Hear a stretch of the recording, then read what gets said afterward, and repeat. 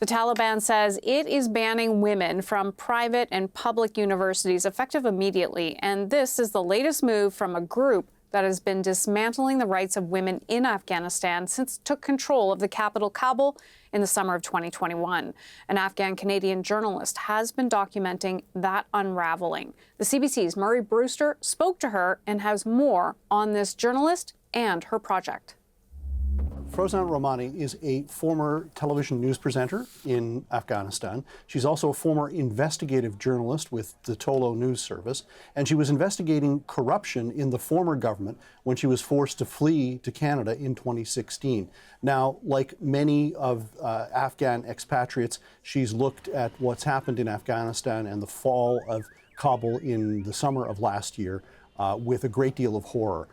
But it's much more personal for Frozan because she is watching how women's rights have been impacted and the Taliban have been slowly walking them back. So she has began interviewing remotely members of the university that she attended, friends, other acquaintances there, to document their lives. She's cut it together into a rough 16-minute documentary, which is unique in the sense that there are not many Western people in Western media that are following this anymore.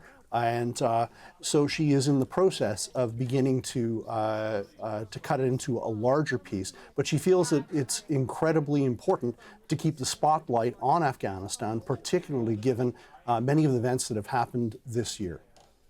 And what kind of risks did the women who took part in that documentary face? Well, there have been a number of protests throughout Afghanistan involving women.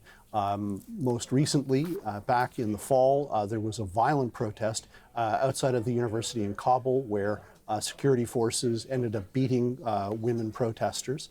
And as we heard today, that there was the Taliban have now banned women from going to university. The university in Kabul is a hotbed of dissent for the Taliban, so it's no surprise that they have banned and closed the university and not allowed women to go there. But Frozan says that she understands the risks that the women face. Absolutely, it's risky for them, but I spoke with them and I told them we will publish these videos, and they said it's okay, but as we know, Afghan women are very strong, and they are in this tough situation. We are seeing they are fighting every day. They are protesting in front of the Balut. They are standing to fight about their education, their rights their rights and freedom. I think there's no fear for them.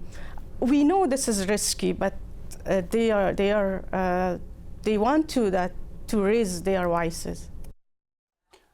Now, Hannah, women's rights were at the center of Canada's nearly 20-year involvement in Afghanistan, and diplomats have met with the Taliban government more than a dozen times in the last year and have raised their concerns about the way women are treated in Afghanistan on multiple occasions. The CBC's Murray Brewster in Ottawa.